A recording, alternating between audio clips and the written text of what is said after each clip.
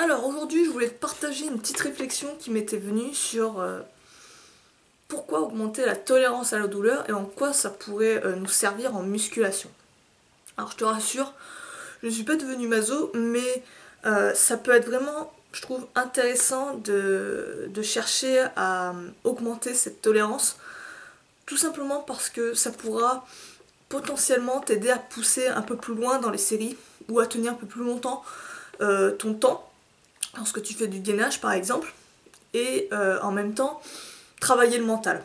Donc tu vois, il y a plein d'avantages quand même à être à accepter la douleur. Et l'idée c'est vraiment ça, c'est de pas euh, chercher à éviter la douleur, mais plus à l'accepter, à l'accueillir et à la vivre pleinement. Ça, je vais t'en parler en seconde partie, on va dire ça comme ça, euh, pour comment faire, comment travailler sur cette tolérance à la douleur et ce que j'avais expérimenté il y a quelques jours de ça. Donc, déjà, juste pour mettre les bails, t'as pas remarqué que quand on fait des séries, quand on fait des exercices, souvent en musculation, c'est pas le physique qui lâche, c'est pas le corps qui lâche, mais c'est le mental, tu vois. Par exemple, quand tu fais une série, souvent c'est pas parce que tu peux plus contracter le muscle que t'arrêtes de faire ta série, mais c'est parce que t'as trop mal, t'es trop congestionné, et c'est la douleur qui te dit que tu peux plus supporter, que ton mental ne veut plus supporter, que tu veux éviter, que tu veux arrêter ce supplice, et qui fait que tu arrêtes ta série. Et souvent tu peux le remarquer quand par exemple ce n'est pas toi qui te coach, mais un autre. Souvent, quand par exemple tu te fais coacher par un coach ou je sais pas, un instructeur, peu importe, souvent tu remarques que quand tu as des personnes extérieures à toi qui te poussent, tu vas plus loin que lorsque c'est toi-même qui te pousse. Cela montre bien qu'en fait tu avais encore de l'énergie, tu avais encore du stock, d'une certaine force en stock, mais que tu l'utilisais pas pleinement, hein. Tu en laissais de côté. En soi, c'est pas mauvais.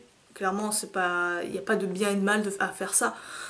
C'est tout simplement utiliser le principe de garder de la force à la banque. Si tu es habitué à la méthode d'entraînement des détenu, tu vois parfaitement de quoi je parle. Donc garder de la force à la banque, c'est excellent. Il n'y a pas de mal en soi. Mais si par exemple tu veux peut-être te pousser un peu plus, aller dans tes derniers retranchements, gratter un peu plus de comment ça s'appelle, euh, tes limites mentales, tu vois, tout ça. Et aussi pouvoir aussi supporter pendant ta série la souffrance, pas vouloir l'éviter. Il y a de ça aussi qui est intéressant, parce qu'il n'y a pas le côté aussi que chercher à aller jusqu'à sa dernier retranchement, sa limite de limite, l'échec musculaire ultime, on cherche pas forcément ça, mais on cherche aussi à pouvoir se pousser et pouvoir accepter l'exercice, non pas comme une souffrance, mais comme quelque chose qui nous stresse pas. Je sais pas toi, mais souvent quand tu fais un exercice peut-être qui te fait un peu peur, enfin peur entre guillemets, mais qui te donne pas envie de le faire. Tu vois, je te dis par exemple les squats. Je te dis tout de suite, voici un programme, tu dois faire 20 squats avec, avec un poids qui te permet de faire 10 reps uniquement. Ça, c'est une technique, c'est la technique du vamp breathing squat. Donc imagine, tu prends un exercice, tu prends un poids qui te permet uniquement de faire 10 reps en maximum, mais tu te pousses à aller jusqu'à 20 reps, tu vois. Et ça par exemple, c'est quelque chose qui peut rebuter beaucoup de personnes, qui peut faire en guillemets flipper, parce que tu sais très bien par quoi tu vas passer, tu vas morfler. Pareil, autre exemple, je te dis là tout de suite, fais-moi 50 squats pistol. Tu vois, fais-moi, t'as un programme où tu dois faire 3 à 5 séries de 50 squats pistol. Et là, tout de suite, ton mental, si c'est clairement pas dans ta zone de confort, il va stresser un peu, il va essayer peut-être même de négocier, ce qui m'arrive souvent, moi. Et tu dois, en guillemets, te pousser, y aller de force pour t'obliger, en guillemets, à faire l'exercice et obtenir les résultats que tu désires.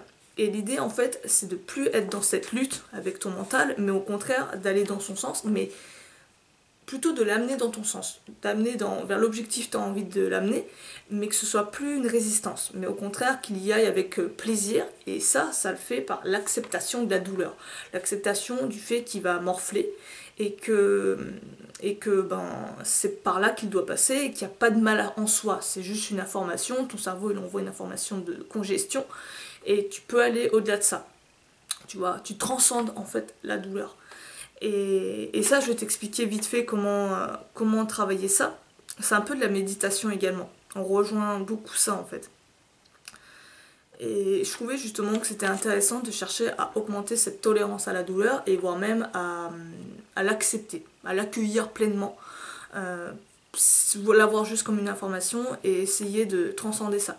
Tu vas voir que paradoxalement, en faisant ça, la douleur, elle va te paraître beaucoup moins forte. Tu vas quasiment pas... tu vas la ressentir, mais elle sera pas aussi intense que lorsque t'étais là en train de faire ta série et en chier et te dire dans ta tête putain allez plus que 5 allez résiste, tu vois, à serrer les dents et à te pousser. Là ça va plus être quelque chose que tu vas y aller à rebrousse-poil, mais vraiment quelque chose que tu vas vivre pleinement et qui va passer plus facilement. Je te reprends mon exemple. Dernièrement, j'avais testé un petit programme pour les jambes, très simple, hein. C'était 50 répétitions avec 10 kilos. Donc, c'est assez facile, c'est accessible pour moi, c'est pas quelque chose qui va au-delà de mes limites, donc voilà. Mais c'est un exercice quand même où tu fais beaucoup de répétitions, et les exercices avec beaucoup de répétitions te congestionnent énormément. Donc je faisais mes répétitions, je faisais donc en même temps un certain vide mental et une prise de conscience, une concentration vraiment sur la sensation. Et en faisant ça, la première série, je l'ai senti quand même, tu vois, donc c'était nouveau. Nouvelle découverte de sensations en termes de congestion. Donc voilà, je l'ai senti. Deuxième série, là, c'est passé un peu mieux, tu vois, j'ai eu un peu moins mal, j'avais de la fatigue, mais ça passait. La troisième série, par contre, elle est passée, mais tranquille. Plus j'avançais en série, plus j'essayais de me concentrer sur cette sensation de douleur, et plus en fait j'arrivais à être dans un état un peu plus instant présent. Et en faisant ça, ma sensation de douleur régressait, alors que bizarrement, ma fatigue, elle, augmentait. Souvent, c'est vers les dernières séries où tu morfles le plus. Là, au contraire, la dernière série, je l'ai quasiment pas senti. Après, j'ai continué d'autres exercices et j'ai continué dans cette optique, mais tout ça pour te dire qu'en essayant de se concentrer pleinement sur la douleur, en essayant de vraiment la ressentir, mais à fond, tu peux potentiellement diminuer son intensité, paradoxalement, et mieux vivre l'exercice, pas le ressentir comme un stress, tu vois. Et peut-être moins l'éviter également. Donc, comment faire? Comment se la jouer? Comment travailler ça? Alors clairement, je suis pas une experte là-dedans, hein. Mais en fait, déjà sur le peu d'expérience que j'ai vécu, le truc qui m'a beaucoup aidé, c'est la recherche et le travail sur la méditation. Donc tout ce qui est méditation, tout ce qui est recherche aussi de prendre conscience de l'instant présent, etc. Voilà, c'est des grands mots tout ça, mais il n'y a rien de compliqué en tant que tel. C'est vraiment essayer de faire un checking en fait de tes différents sens. Par exemple, là je suis posée sur une chaise, bon bah je sens la matière de la chaise, je sens le dossier sur mon dos. Voilà, j'essaie vraiment de me concentrer que sur cette sensation.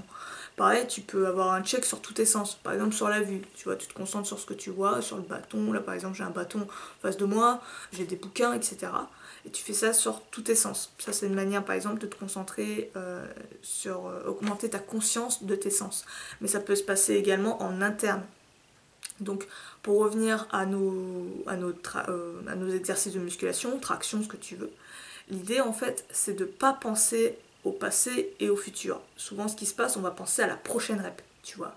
On va se dire allez putain c'est bientôt fini, tu vois. Et là on n'est clairement pas dans l'instant présent. L'idée c'est de, quand tu te prends au fait de penser à la prochaine rep, tu ramènes juste ton esprit, ta conscience sur la sensation, sur la douleur en guillemets. Et sur cette sensation de contraction également. T'essaies vraiment d'aller le plus profond là-dedans, sans juger, sans nommer, sans rien dire. Ça, c'est important aussi, de pas se dire ah c'est putain, c'est une douleur. Non, tu nommes pas, c'est juste une sensation. Voilà, c'est tout. Quelque chose de, t'as rien à nommer, c'est comme ça, tu vois, c'est un truc qui te vient, mais tu nommes pas. Et t'essaies vraiment de te concentrer dessus, profondément. Essaie de vraiment de, plus ça te fait mal, plus essaie de renforcer, de prendre conscience de ça, de te concentrer dessus, encore plus fort, tu vois. Et à un moment donné, t'arrives à un stade en fait où t'as plus cette sensation de stress, mini stress au niveau de la poitrine, mais ça passe comme ça, tu vois, comme si t'avais accepté le truc, tu vois. Et bien sûr, à un moment donné, tu vas lâcher, tu vas pas pouvoir faire tes répétitions à l'infini, mais le moment sera beaucoup mieux passé. Ce sera beaucoup mieux passé, tu vois. Teste-le, expérimente. Après, je pense qu'il faut quand même une certaine expérience. Si par exemple t'as jamais médité, t'as jamais travaillé sur ce côté pleine conscience, etc., ça peut être un petit peu plus difficile pour toi. Tu vois peut-être pas forcément tout de suite de quoi je vais parler.